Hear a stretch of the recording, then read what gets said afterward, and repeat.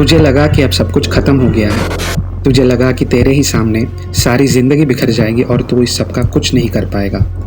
तुझे लगा कि तू एक बहुत बड़ा फेलियर है। तेरे अंदर सेल्फ कॉन्फिडेंस नाम की चीज़ ही नहीं बची थी।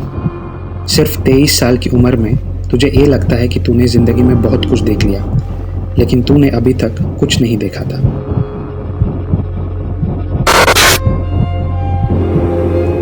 फेलियर एक ऐसा सब्जेक्ट जिसका जिक्र ना तो स्कूल में ना तो कॉलेज में हुआ। ये किसी ने नहीं बताया कि जब आपके सामने हर एक रास्ता बंद हो जाए तब आपको करना क्या होता है। ये मेरी ज़िंदगी की ऐसी कहानी है जिसमें तू सबसे ताकतवर और सबसे कमज़ोर भी था। एक ऐसी कहानी जिसने तेरे ज़िंदगी के 2 साल तेरे से छीन लिए। एक ऐसी कहानी जिसने तुझे ये सिखाया कि ज़िंदगी इतनी आसान नहीं होती। एक ऐसी कहानी जिसमें तू अपने वजूद से लड़ता है, अपने आप से लड़ता है।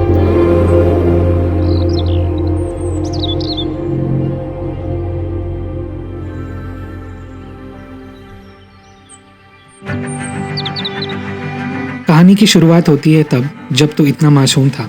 आंखों में एक अलग सी खुशी थी, दिल में बहुत सारा जुनून था और इसी जुनून के कारण तू हर मोड़ पर जीत हासिल करता गया। तुझे हारना बिल्कुल अच्छा नहीं लगता था। तुझे माँ बाप ने हमेशा प्यार और अच्छी परवरिश दी, टीचर्स ने अच्छा गाइडेंस दिया और दोस्तों ने तगड़ा कंपटीशन। तुझ में बहुत सारा कॉन्फिडेंस भरा हुआ था, चाहे वो स्पोर्ट्स हो, डांस हो या 500 लोगों के सामने बात करना हो। अल्लाह के करम से सब अच्छा चल रहा था। तुझे सबसे ज़्यादा खुशी तो तब मिली जब तुझे अपना ड्रीम कॉलेज मिला। तू अभी भी उतना ही मोटिवेटेड था, तुझे और ऊंचाइयां चुनी थी। तू दिन रात मेहनत करता रहा और एक दिन अपने देश को इंटरनेशनल लेवल पर रिप्रेजेंट करता है।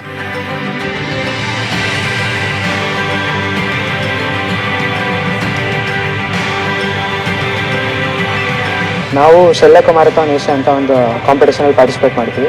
ಅದು ಪ್ರತಿ ವರ್ಷ ಸಿಂಗಾपुर ಅಥವಾ ಮಲೇशियाದಲ್ಲಿ ನಡೆಯುತ್ತೆ.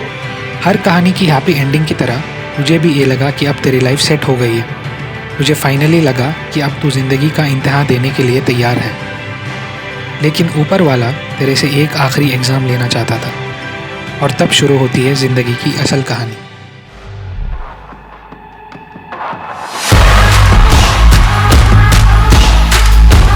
A SARS-like virus, which has infected hundreds in China, has now reached the United States. India has reported another record high number of new coronavirus infections, more than 350,000 in 24 hours.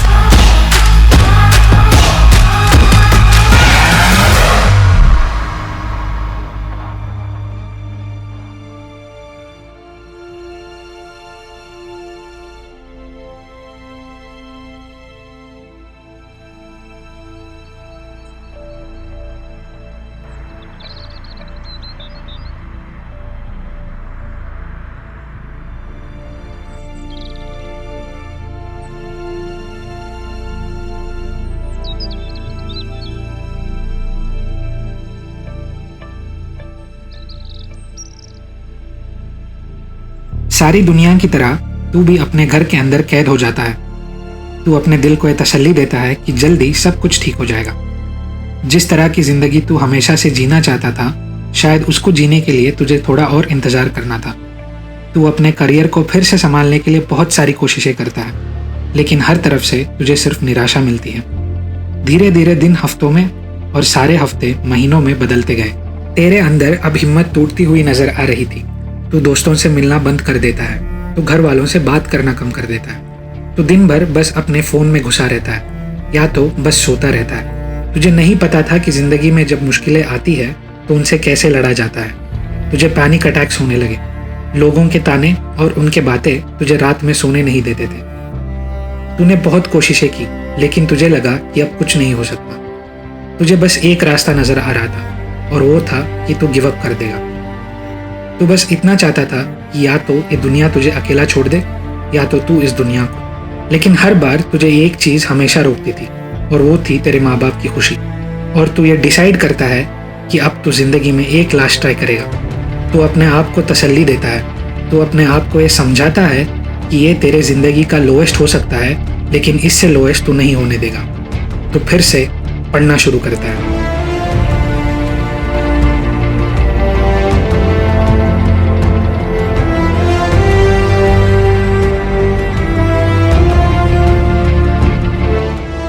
बस इस बार difference ये था कि तू इस बार अकेला नहीं था। लोग आते गए और तेरा हाथ पकड़कर तुझे फिर से लड़ना सिखाते गए। तुझ में फिर से वो कॉन्फिडेंस आने लगा। तो फिर से दिन में 10 घंटा पढ़ने लगा। तू दिन रात ना देखते हुए बस अपनी मंजिल की ओर बढ़ता गया। तुझे इतनी हिम्मत पिछले 2 साल में कभी महसूस नहीं हुई थी। तू फिर से अपने दोस्तों से बात करता है, उन सब का शुक्रिया अदा करता है जो तेरी मुश्किल समय में तेरे साथ खड़े रहे। तू जी जान लगाकर मेहनत करता है। तुझे उन सारे लोगों को जवाब देना था जो तेरे नाकामयाबी पर खुशी मना रहे थे। तुझे अपने आप को हराना था। तुझे अपनी लाइफ पर वापस कंट्रोल लेना था। तुझे वापस अपने दिमाग पर कंट्रोल लेना था। और 2 साल के बाद तू अपना पहला इंटरव्यू देता है और वो कहता है ना कि ज़िंदगी में चाहे जितना भी अंधेरा हो, सवेरा होता ही है। और तूने अपना पहला ही इंटरव्यू क्रैक कर लिया और तूने अपने आप को और उन सारे लोगों को ये बता दिया कि तू कभी भी हार नहीं मानेगा।